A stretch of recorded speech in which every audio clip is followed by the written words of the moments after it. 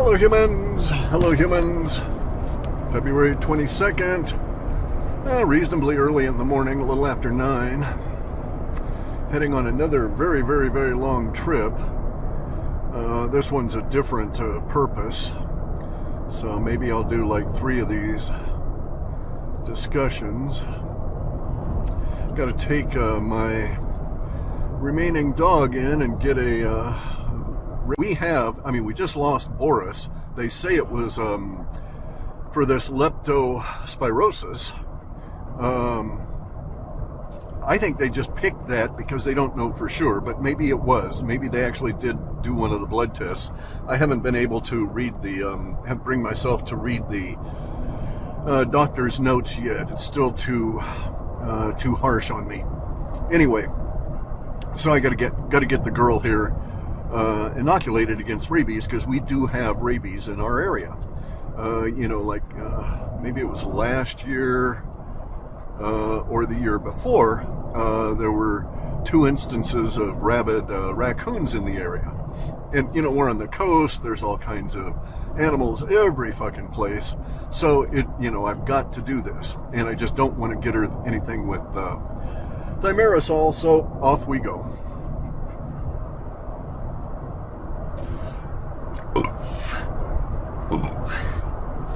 Taking my supplements again. You can do that for a long time in the morning if you're recovering from all of this. Anyway, so I've got a bunch of things here. There's been quite a bit of emotional brouhaha out there. There was the Phil Godlewski movie, Greatest Fraud on Earth, which is like, well, it's giving him too much credit. There have been bigger frauds, Bernie Madoff, these kind of guys, right? So, I don't necessarily agree with the title. Nonetheless, though, they did a really good job on that movie. And I guess Phil has said he's going to do his own movies and prove that that guy was wrong. And probably end up suing the fuck out of everybody. So anyway, this is one of those things where, this is another Corey Good, right? Phil has poor judgment. He may indeed also be stupid, because he's out there promulgating the flat earth shit. Or, he could legitimately be convinced of the flat earth, but the earth ain't flat, and there's a lot of reasons that we know that is the case. In any event, though, so they made a movie about Phil. They show that Phil had groomed a 14-year-old girl when he was a baseball coach, I think. I'm not 100% familiar with all of these details, but in any event, so he grooms this girl. Then apparently there's text messages and this kind of thing when she was 15, and he's like 10 years older. Okay, and so they arrest him. And then there's a trial. He convinces her not to cooperate with the prosecution, and so he makes a plea deal where he just agrees to plead guilty to what was a misdemeanor at the time, which was corruption of a minor. And now it's a full-on class 3 felony, so he would have had to have registered as this, and that's what apparently he's going to try and prove didn't happen with his movie. So he's got an issue, right? He's got the same kind of butthead issue as Corey Good. He's living he's LARPing, so he's like living a world of lies. Hang on a second here, I've got to adjust a few things. Living in a world of lies as a LARPer. And he's a LARPer saying he's, Q+, and that he's the handler for Trump and all of these people. Like, okay, dude, you're just so full of shit, it's just unreal. But you got some people that are believing it, and then you scam them on all this gold stuff, and then you get into this point where They write an article about you, and then you pull a Corey Good and you sue a newspaper. And it's like, holy fucking shit. Even Corey Good was not so stupid as to sue a newspaper, right? You have to understand that they're not going to lose. They won't allow themselves to lose. And they've got some really serious legal people and a history of defending their stuff. So it's a no-win situation for Phil. And then you have discovery, right? Where they get to actually find out what's factual. And so they pulled out all of these text messages and stuff that supposedly were hidden and all of this kind of stuff. And he said he didn't use text, that, they were using Blackberries or some damn thing. But basically it's all yet more lies, trying to cover up his previous lies. And you get into that kind of a situation, just as Corey Good did. Now, both Phil and Corey Good have a real problem, and that is that they have adopted a persona that is pretending to righteousness, and they feel they must protect that righteousness in order to protect the persona, right? And so if Corey Good had never sued Gaia TV and myself and C.W. Chanter and Jay Widener and all of these people and his former business partners, if he'd never sued any of them, he probably could have kept his scam going on a lot longer. But lawsuits are going to degrade your ability to do things because you're going to be involved with it, right? And you're going to be spending money on it. But it won't ever do what you want, which is the protection and the repair of that righteousness that's been attached to the persona.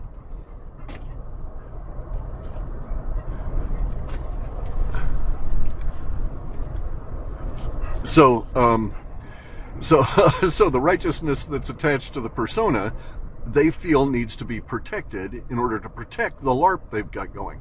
So Corey Good said that he was a secret space program soldier or something like that in the secret military, in our secret space force. And he went, he signed up and they snatched him at age 6 or something. And then, again, I don't know all the details, right?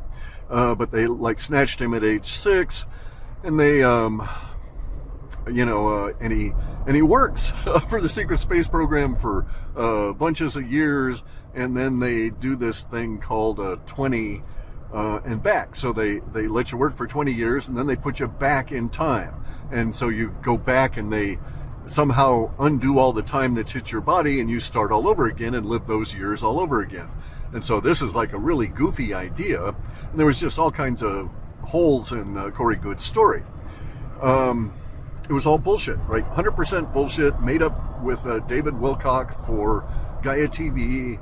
Gaia TV was presenting it. They made shitloads of money on it. People believed it, and that's Corey Good's problem. He had followers that actually believed his horseshit because none of the people could fathom that someone could sit there and bold-faced lie week after week after week on TV. Flat out, just stare at the camera and lie. And so people didn't believe that, or they don't think that that's the way the world works. It is indeed that way. Look at all the news reporters, right? They know that shit ain't real. They read it anyway. So Corey Good does this, and then he gets called out on it. And that was my sin, right? That I called him out on it on Twitter and just gave him a lot of shit for the lies he was popping out. And then ultimately he sues me. And the suit was so badly written, I thought it was bogus. They sent it to me electronic and I just dismissed it. Didn't do shit with it. Didn't respond to it or anything because I thought it was a hoax. It was just such a bad lawsuit. And this is because of this woman who's the sister of Teresa Llaneros, who is one of these Corey's kids' cult members, was the lawyer. And she just did not know what the fuck she was doing. Anyway, and so they sued me. And I was real sick. This was 2019. initially I just didn't feel like it was smart for me to take it on. Okay, one of the reasons that was the case, that I felt that way, was this up so weak I'd passed out anyway repeatedly just lying there. But in any event though, so I had anesthesia, and anesthesia on a big surgery like that produces this phenomenon called anesthesia amnesia. And so I'd forgotten vast quantities of stuff. So I lost huge amounts of my German vocabulary, my Italian vocabulary. The words are just gone. I mean, they just weren't there anymore. All kinds of memories were just no longer attached to me. So it's kind of a weird situation. And so I felt my brain felt a little bit odd. It was in the first few months. It was like maybe, I don't know when they actually filed the suit on us. Maybe it was like March 2019. I got the suit delivered to the point where I actually understood they were serious. And at that point, like I say, I knew I had the amnesia. I knew I was suffering some effects. My brain wasn't right. My body obviously wasn't right. And so I didn't have a lot of energy, and I was feeling down a little bit and so on, a little bit low energy and stuff. I've got to keep the window open for the dog, so it's just going to be a little noisy. Anyway, and so I decided, fuck it, I'll just hire an attorney, right? I didn't know if I was going to live, right? I was just so exhausted from it was like, oh, fuck, I just don't have any oomph, just don't have any anything in me. So I hired an attorney. That was a big mistake. This is to defend me and to get me out. Really, all I wanted was a motion to dismiss because I shouldn't have been in there. He charged me with a bunch of shit in his lawsuit, including RICO, right? Which is a criminal racketeering organization. They're trying to make it out like we were a gang that was after the righteous secret space program guy who was risking his life and everything to tell us the truth. And it's like, guys, there's real logic here. This is just like the shit with Kerry Cassidy and Mark Richards. If Mark Richards seriously was actually in a secret space program, the state would not invest the money in keeping him alive if he were a danger to them, convicting these other individuals in order to just put him into prison. If he had been in the military, he would not be in a civilian prison anyway. If it was a secret space program and they wanted to punish him and stuff, they would put him in a military prison. Or if there was a secret space program, they would imprison him off planet. So none of the shit that Kerry is saying stands the test of reason. Lots of the same thing was the case with Corey Goode. None of the shit that he was saying made any sense at all. And what I think really irritated me more than anything was he was promulgating this idea that he had been, that he was 60 years older than he'd actually appeared because he had done 3 of these 20 and backs. And I object to these people saying that time works that way, that you can go back and forth in time. And that's when I started bitching at him. And then one thing led to another, and I get involved in this lawsuit, and I hire these attorneys. They were okay. But the next thing I know, when I'm paying attention and got to pay a bill here, it's like, holy fuck. I hadn't been kicked out of the court case, and it was, maybe it's 3 months into it. All of a sudden I find I've got 3 attorneys and I got a bill for $33,000. And first off, I hired 1 attorney, not 3. I didn't need the other 2 working on it. And I'm not a cash cow for somebody, so I fired them all. And they all freaked. They just shit. Because I fired them all in a minute, told them, give me all the records. You guys are shit canned. Here's your money. Get the fuck out of my life. I'll do this on my own. Which was really good for me. It was a good fight. It made me get really serious about getting my brain and body together and studying the law and doing all this kind of stuff. And then so I studied it a lot, and then I thought, well, now wait a second. There's a huge point of vulnerability here. That, I can game the whole system, because I saw the way that this thing was going on with Corey adding more and more defendants. Each defendant that was added more attorneys, more paperwork, more procedures, more timelines of, 15 days here for a response to this attorney's submission, another 15 days for your reply, blah, blah, blah, blah, blah. So, so it was developing into a giant morass really fucking quick. And I just didn't want any part of it, right?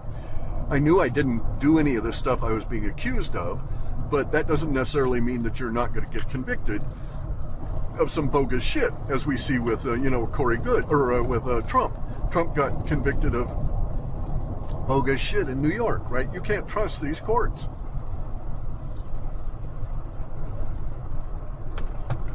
So I discovered a couple of things here, right? Nowadays, I would do it with AI, and it would have been a lot fucking easier. But here's the deal. In these court proceedings, you have to go into it. So the first thing I did was to establish a baseline. What do I know about all of the court stuff?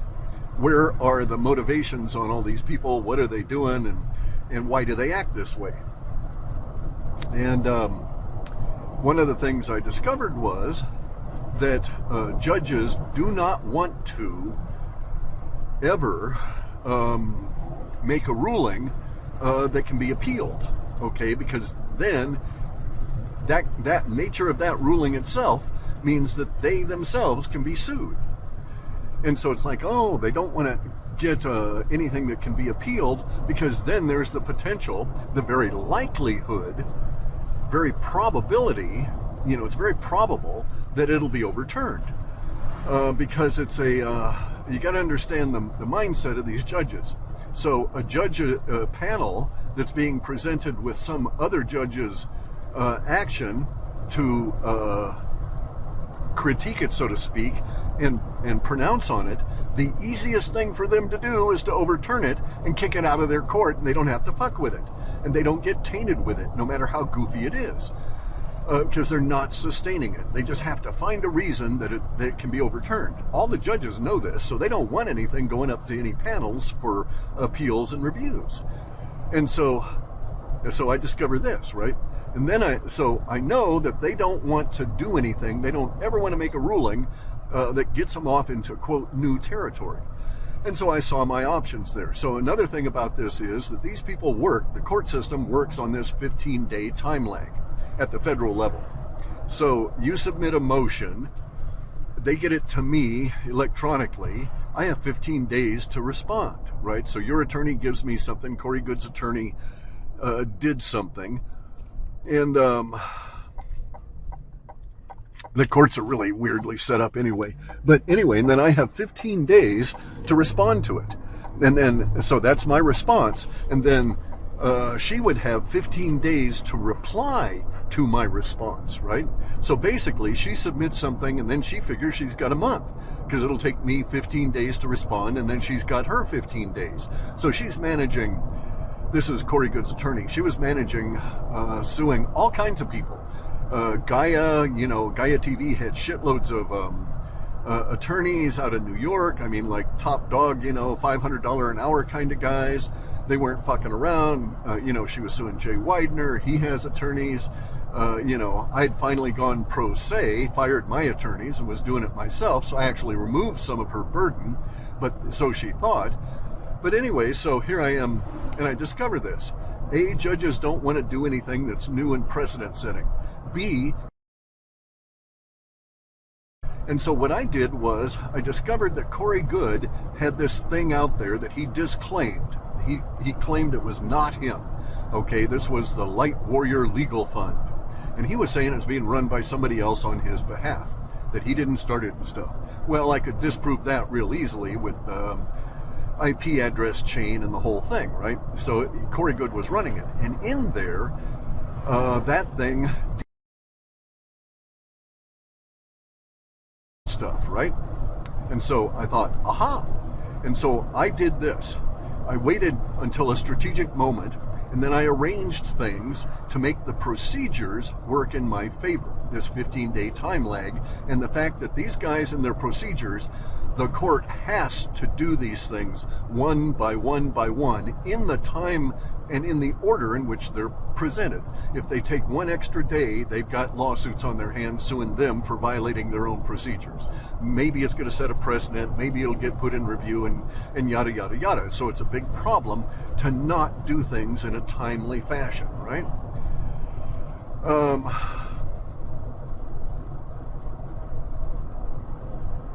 All right, so what I did was to put in a motion for injunctive relief. Now, normally, I was a defendant. I was being sued by butthead Corey Good. And normally, usually, defendants don't even apply for injunctive relief. It's usually the plaintiff applying for injunctive relief to get the defendants to stop doing something while the trial's going on. Here I'd reversed it, so I knew we were in new territory right away.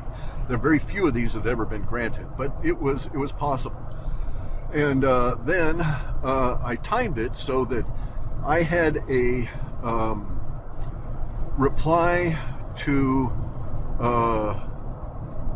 one of her responses on my motion to dismiss, and then I filed that, and then I instantly filed after that response on my motion to dismiss, I filed my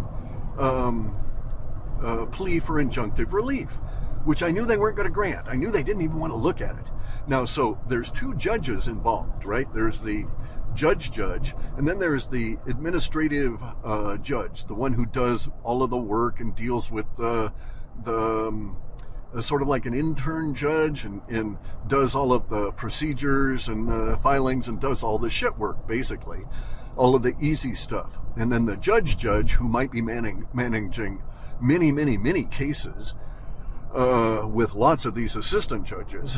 But anyway, the judge makes the final rulings. Now, the administrative judges can make all kinds of rulings, including motion to dismiss, which is what they did in my case. They threw me out of that case, right? Big shock to Corey Good. And I knew that they were going to, because when I submitted my motion for injunctive relief, my plea for injunctive relief, to get them to shut down Corey Good's Light Warrior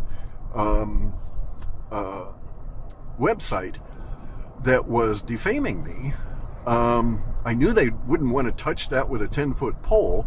And guess what? The judge, the main judge there, did not assign that particular document to his administrative judge. He retained it because he knew that administrative judge could not do anything with it. It was not within her power to do that kind of thing. And he had to deal with it. He also knew it was coming up right after. The very next thing after they dealt with my motion to dismiss would have been my plea for injunctive relief. And so if they had denied my motion to dismiss, they would have had to have dealt with that motion for injunctive relief. They would have had to have ruled on it. It couldn't have been passed, couldn't have been glossed over, none of that. They would have had to have made a ruling on it. So I had him by the short hairs, right? I literally had that judge by the balls, and I was squeezing him. So anyway, so my motion to dismiss comes on up, and hey, big shock. The administrative judge kicks me out. Agrees that, some of this shit was quasi-factual, that I had indeed participated with these individuals, but it didn't rise to the level of RICO, and that yada, yada, yada, you're out of here. And so it's like, okay, cool, I won, right? I gamed the system in a corrupt federal court, and I was kicked out. And I achieved my goal, and that was what I wanted. Anyway, so here we have Phil Godlewski going down Corey Good's Butthead path, out singing the Butthead song and going down the path. Phil Godlewski isn't good. He's going to reap the same kind of results. So Corey Good is still involved in this lawsuit. So here we are, 2024, and he's still doing all these fucking lawsuits. None of this shit's settled. I'm the only one that got kicked out of any of it, as far as I know. I haven't paid any attention to it since they threw me out. Said, no, we don't want to fuck with you. You're just, you're going to cause us problems. And see, so so I actually, even though my arguments were legit and I had you have to do it, okay, procedure says you can't use more than this number of words, it's got to be this format, blah, blah, blah, blah, blah, and all the time stuff. So I was tight on procedure because I'm a computer programmer, which is basically you pay attention to fucking details, right? And so I did a good job on the procedure and everything, and I get kicked out of that. Now, Phil and Corey are on that same path. Corey's still involved with this. If Phil actually gets a bunch of lawsuits going against Nick Evlier, whatever the hell his name is, Nick, and these other guys, he'll be involved with it, 5, 6, 7, 10 years from now. There'll be all kinds of attorneys involved and huge amounts of money going out the door kind of thing. And hang on. Okay. So anyway, and it won't work, right? So the real problem for both of them is this. They had an audience that was convinced they were legit. They had, I said, because there were documents or something that caused these audiences to lose their faith in the cult. And so in Corey Good's case, it was he sued Gaia, and then ultimately Gaia took all that shit off the TV, and all of a sudden his Corey Good's ability to grow his audience was gone, because all those reruns were gone. They weren't available anymore. And then also he was getting real pushback from everybody he had sued, and it was like, man, are you really that fucking stupid? Are you as stupid? Well, at the time he was more stupid. He was setting a precedent that Phil Godlewski followed when he sued a newspaper. It's like, holy shit, dude. Anyway, so now we know that all of this stuff's out there about the receipts for Phil Godlewski and stuff, and Phil has actually gone through depositions. Now, I didn't know about all of the gold scams and all the other shit, these light wave patches and this wellness company crap that Phil is promoting, and all the millions of dollars that he made. And we're talking like millions. He claims to be worth $75 million. Now, I can't think of the guy's name, but anyway, so some people have said, well, he doesn't act like somebody who's got that kind of money, right? Because if you've got a lot of money, that you do act a particular way. So maybe he is actually worth a shitload of money, though. But of course, we know he is a liar and can't help it, probably compulsive, right? And anyway, so he's claiming to be worth $75 million. But also, there's real evidence that he bought a $7.5 million house in Maui. That he's part of the Maui land grab after the Lahaina fires.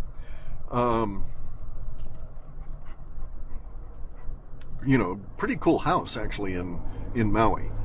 And it's like, well, shit, that would solve my housing problems if I could just scam a few tens of millions of dollars off a few people and go buy a place in Hawaii, right? Have to get a private plane to carry us over because you can't take a woofing dog into regular airplanes, right? But outside of the fact that I'm scandalized, there's on that part of it, it's just truly amazing the amount of millions that he apparently has raked off and decided not to keep in the banks or whatever, and went in and stashed it in property. So we know, or well, we don't know, maybe he bought a shitload of gold too, who knows? But in any case, yeah.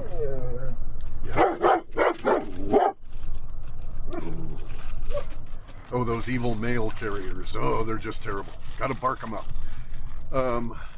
So we'll be doing this whenever she's got an opportunity to bark at somebody. She's going to.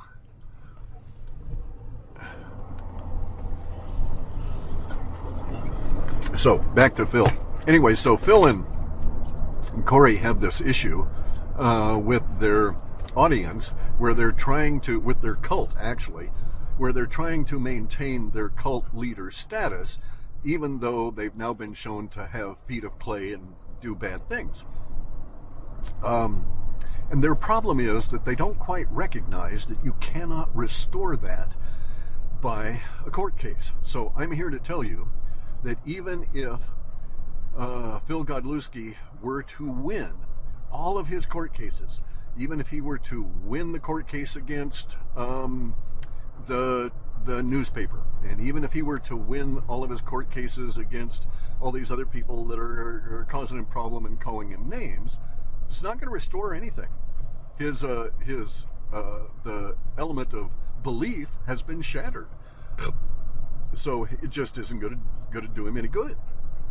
He could maybe try to build a new cult, and Corey tried that. It didn't work. He didn't have neither one of them so far have any kind of, quote, validation by a court saying they're legit, right? And the court will never, ever, ever say you're legit. The court would never, ever say that Phildo is not a pedo, right? They wouldn't say that. They would just simply, rule that there wasn't enough evidence to provide substantive fact that he was a pedo, right? So in other words, there's still always going to be that suggestion. And they're going to sue, or his issues too will be all of the grift, right? All of that kind of stuff. Now, I think that's going to affect both of them in a really harsh way if we ever get Department of Justice back again, in the sense that these guys are both, stealing millions of dollars, and or not stealing, scamming millions of dollars, and at some point there will be a legal reckoning with it, right? They will have to deal with the situation. Yeah. So so anyway, so Phil's got a problem. It won't work, right? And he's actually far better off, in my opinion, just as we know from the actual real life example of Corey Goode, they're far better off not suing, because when it goes bad against them, when there's discovery, they've got to get up there and do some kind of really fancy dance in the discovery to say that all this stuff they've been claiming is a lie is fact. Because if they don't, right, I mean, if they lie under oath for this, then there are criminal possibilities, right? You can get perjury, and you could get, and the courts get really pissed about that, and then periodically they set an example on somebody. And come down hard on them, send them to jail, that kind of thing, just to keep the whole system functioning. So anyway, so they've got to do it a particular way. So Corey danced around a lot of the stuff. He was trying to claim that his story that he'd told Gaia was his intellectual property and he owned it, and Gaia couldn't do stuff with it independent of him, in spite of the contract he'd signed that explicitly gave them those kind of rights. Anyway, though, so it didn't work for Corey. His cult falls away, his money stream falls away, and now he's got tons of debts attached to legal fees, as well as like other kinds of stuff, and he's going to face real issues here. Another thing Corey did, which was not too smart, wasn't too swift in my opinion, was that he used the period of time for the lawsuit to monopolize the use of the money from this movie that they'd made. He and a lot of people, David Wilcock and Jordan Sather and a couple of these people were in this movie, right? And so they there was revenue from that, and he monopolized it as the controlling entity during the period of the lawsuit. Well, his other partner sued him, and now he's going to have to do a reconciliation. He's going to have to pay out all this money that he had been holding and monopolizing. I don't know that he's got it. It's just it's a bad, stupid approach, right? So I don't know how much money Phildo has, how much he's scammed, nor what kind of arrangements he's made with his money, or the money that he had scammed, other than I know that he's purchased some houses, and he was rather open and upfront about that. Bought a $7.5 million place in Maui, other places in like Arizona or someplace. Theoretically, I mean, he's claiming to have had to have purchased a house in Greece that was worth like $8 million. So he's got quite the collection there. Does it total up to 75? Well, not that we're seeing there, but he very well may have millions of dollars not yet spent that are stashed somewhere. We just don't know. I don't know the nature and the extent of the scheme. We know that he spent a lot of money buying views, and that really pumped him up there. It's a judgment issue, right? People see that, he's got 700,000 followers or something, and it's like he's claiming 18 million views on a video that on a live stream that's showing 40,000 people are watching. Had watched it. It's like, okay, guy, you're lying about that, and he's lying in a weird way, saying he's got special software that allows him to see all of the views.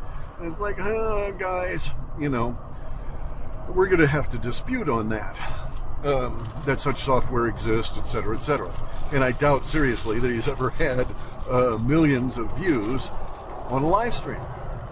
But anyway, so now his movie comes out. He's got a real problem. He's going to start suing people, and he's going to demonstrate that his judgment is unsound, because he's going to go and try and do this non-productive, it won't work, it can't work approach of trying to restore the righteousness to his LARPing persona, and keep his, with the idea, I'm supposing, of keeping the LARP going.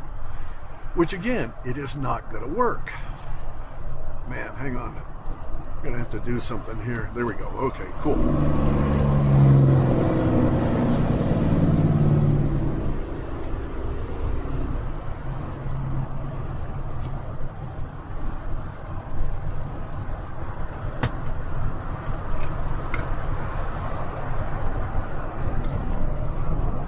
This idiot I'm on a major or semi-major state route freeway here, and this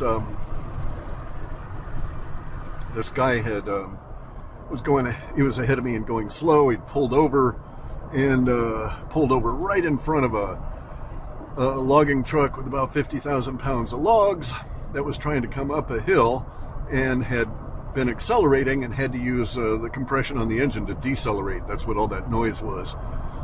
Anyway,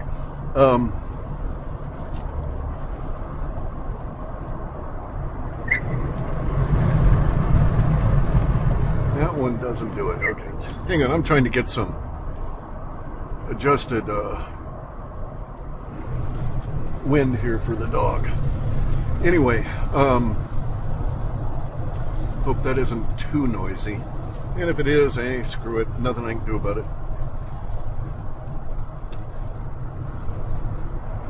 So Phil is he's like Corey. They're not going to be able to recover his grift. People may or may not pick up on this over time.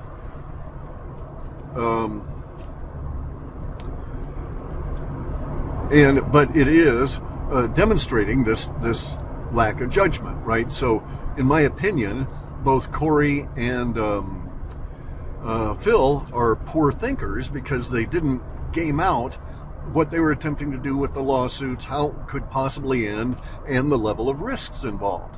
And of course, the more people you sue, the more lawyers you get, and Phil is out there bragging, oh, well, I've got a big legal team, and you can't fuck with me. I just throw another lawyer at it. It's like, dude, every time you get involved with another lawsuit, and every time you add another lawyer in there, you're raising your level of risk, right? Not only economically, not only in the money, but in the possibility, the probability that it's going to go bad on you. So anyway, they're going down the Butthead Trail, hopping along just like a bunny. and we'll see how it works out for him. I don't know that Phil's going to actually ever sue anybody. The issue there too is that, say that he actually had all these stolen millions, right? All this grifted millions stashed away, and he's paying attorneys on it. I'm certain he can find attorneys that will convince him that he'll be able to sue and win, because it's in their interest to do so, because all they want is the paycheck. All they want is the work, attempting to prove that they can do it. And that's what they're doing. They're attempting, right? There's no guarantee just because they say they can sue and restore your reputation. And in fact, even if you sue and won, who the fuck's going to pay attention to that, right? Hang on.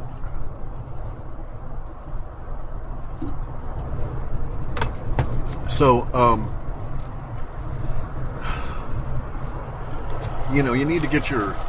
you need to analyze things and think about shit before you do it.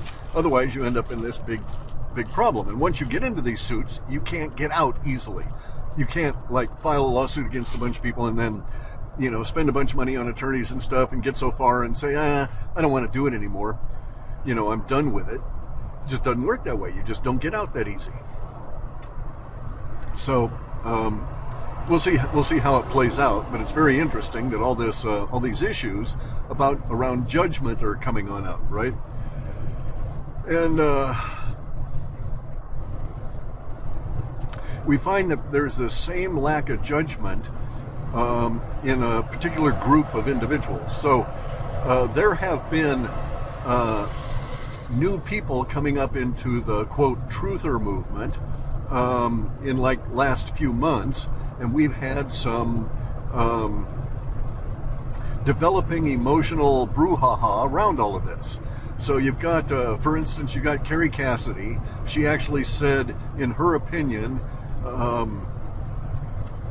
Phil was definitely working with the White Hats. And then, maybe it was like a couple of weeks later, out comes a movie saying he's a pedo and a grifter and doesn't have any connection to any of these military people that he's claiming. And, he's LARPing. He's putting on an act here. Not a very good one. He doesn't really know what he's doing, I don't think. He's not an accomplished, trained con artist or anything. He just fell into this and is sort of bumbling along, in my opinion. But anyway, so Carrie Cassidy thought he was 100% legit and made that statement. Then it comes out. Now there's this leaked 4 minute or 5 minutes of a video with her, Carrie Cassidy, this guy Jason Q, some woman named Janine, and this guy Patriot Underground. And Patriot Underground is quite clearly distressed.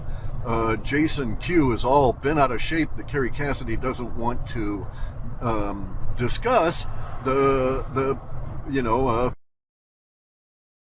Carrie Cassidy is doing a lame-ass version of saying, well, I have information and things are going to come out, there's going to be some trouble and blah, blah, blah. Well, she's got to alibi her position now that she's said that he's legit. And so here is another element of Carrie Cassidy's judgment, just like with Mark Richards, that really isn't shit. And so if you were to project that, you would project that, perhaps she applies that same level of judgment and same level of skill in character analysis to all of her, quote, whistleblowers. In which case, hey, they're all as legitimate as Mark Richards, who's been lying to her for 12 interviews at least, and telling her all this horse shit that doesn't exist and is factually not possible. So we get so you have to apply this analysis of their judgment all over. And so she's got to protect to some degree the idea that she has enough acumen in character analysis to be able to judge whether someone's lying to her, and which quite clearly, in my view, she does not. She's not able to do that.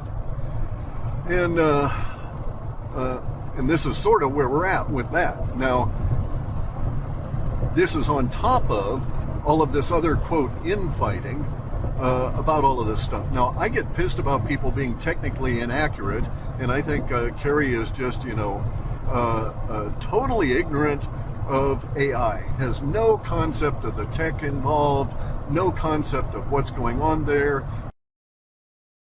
Mark Richards telling her that AI can float through the air, and an alien AI came and floated and descended on Earth and took us over and is managing us. And that there's battles between AIs and there's alien AIs running around and all of this kind of shit. With no technical qualification as to how any of that might be possible. So anyway, though, we also have the same kind of stuff going on with this woman, Jan Halper Hayes, who is we got road work up here. Anyway, so she's a psychiatrist or psychologist, and she's done business shit, and she says she's a conservative, and she works with she says she's on a task force with the Department of Defense, and is working on this task force for Trump and what everybody calls the White Hats. And okay, that's fine. I'm really shocked that the Department of Defense would hire that particular mind, okay? I find her understanding to be extremely facile. She basically has no grasp of any of the stuff going on, has no understanding of the particulars of any of the supports that are required for technical stuff, and has made a bunch of really stupid statements, right? So she's tried to pimp. All right, so first off, she associates with Charlie Ward. And Charlie Ward is a self-admitted groomer for Jimmy Savile. He's also a self-admitted money launderer. And she thinks that this latter part, the money launderer part, she's made statements that, oh, well, the good guys are using Charlie Ward's expertise to get our gold back and this kind of thing. And it's like, well, wait a second. What expertise did Charlie have? He claims to have sat on an airplane with a big pile of cash, and some of these airplanes also contain, which he never really gets into that. But anyway, he claims to have sat on airplanes with big piles of cash while they flew to a country, and then he deposited the cash in a bank. And money laundering doesn't work that way, guys. So I think Charlie Ward is mainly a liar. I think he's a LARPer as well, and he's trying to scam everybody as a patriot, and he's not, and so on, right? So he's another one of these like Phil Godlewski kind of guys. It's a grift. And here, supposedly a professional psychiatrist and or psychologist, I forget which one she is. I think she's a psychiatrist, and I think she actually mentored under Carl Rogers, who is the psychiatrist that engineered all the MK Ultra shit. So, and is a grifter, doesn't demonstrate that you've got really good acumen in character analysis, in which a psychiatrist or a psychologist, anybody in mental health, you really ought to be able to know that. And then she claims, like I say, to be a conservative, which, okay, I don't know a whole lot of conservatives that have worked with Nancy Pelosi for 40 years. I don't know a lot of conservatives that worked to bring the Democratic Convention to San Francisco and is proud of it, and is proud of having worked with Nancy Pelosi. Now, I couldn't be in the same room with Pelosi. I would puke. It'd be that distressing to me. And then this woman also claims to be, a longtime associate with Dianne Feinstein and all of this kind of stuff. And it's like, okay, so basically Jan Halper Hayes, she's deep in the Elohim worship cult. She's deep in the Uniparty. And she's out there organizing rhinos internationally to vote for rhinos here in the U.S. So she's organizing expat Republicans for their overseas votes and stuff. And so basically she's saying, I'm a proud member of the Uniparty. And then also, she spent all this time working with media. applying the tools and stuff that Carl Rogers had supposedly taught her, if indeed he was her mentor, and doing the MK Ultra shit on all of the dumb fucking generations that we're dealing with now, and she's doing it through TV. So none of these are, like, in my opinion, in my judgment, none of these are accomplishments that speak to her being a patriot or speak to her being a conservative. In fact, just the opposite. That she's part of the Uniparty and is, part of the infiltrators and part of all the problems we've got here. So, so like I say, I don't, I'm not really a big Jan, Dr. Biz Shrink fan here. She's an infiltrator and is likely, a Decepticon, right? Just coming in there to con people for shit. And she will say all of the right things and then do none of the right things. And so she doesn't distance herself from Charlie and keeps hanging out with him. And she actually comes on up and tries to alibi her position by through a group kind of a thing where she gets on with this guy in a cowboy hat, Derek, and these other people and says, yada, yada, yada, all movements have infighting, and just as the movement is becoming successful, there will be more infighting because of all of the new people involved, and all the old people, think their feet are being stepped on by the new people coming into the movement. And, okay, so the cowboy hat dude, Carrie Cassidy, I don't know that she's interviewed with Carrie, but the cowboy hat guy, Michael Jaco, and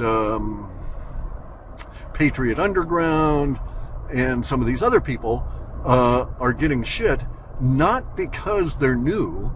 None of us, I don't give a shit that someone's new to this and they're talking about any of this crap. I don't think any of the old farts in the in this woo business give a shit. I mean, we don't care. In fact, it even makes it easier. I don't have to talk about it. Really, what everybody's objecting, or what the objections are, is the horseshit that's being introduced, right? The fact that they're using these, the regular tactics of telling you, 78% fact, and then giving you the rest that's bullshit. And so that's how the bullshit intrudes on the narrative, on the discussion, by coming in, with the factual stuff that you're supposed to hear. So anyway, Jan Halper Hayes tried to pimp the QFS. She, even though she says, well, I'm not an expert about it, and then goes on to try and pimp this shit. And if you're not an expert about it, you don't have the judgment to keep your mouth shut about something that you don't have any knowledge of, but you feel you must pimp. It's like, wait a second, there's some other agenda, there's some kind of other motivation going on here. And so I'm feuding with her. I actually think she's stupid, okay, like a low intelligence person, and she has all these claims to having trained thousands and thousands and thousands of executives. Well, I can recharacterize that for you and say that her career was spent training midwits. It was spent training middle management, okay? And those people are not known for being great thinkers. And so she didn't do, wasn't out there doing great service, clearing the mind of like Elon Musk or something, right? She was working with all these mid-level people, all of these corporate guys and so on at the mid-level management kind of stuff. In any event, so really, so much for her judgment. Her judgment is very suspect in my opinion. My judgment is that her judgment sucks. That, she associates with people that are at, let's just say, have criminal associations around them, right? So Charlie Ward, you can say that quite factually. He admits to bringing underage women or underage females to Top of the Pops, to Jimmy Savile. And so, and he admits that, you know, he knew they were going to be hit on. And we have her associating, thinks Charlie Ward's a good guy, thinks Charlie Ward's view counts are legit. She probably thinks Phil Godlewski is legit, just like Kerry Cassidy. Although Kerry Cassidy may now be coming to some other opinion about that.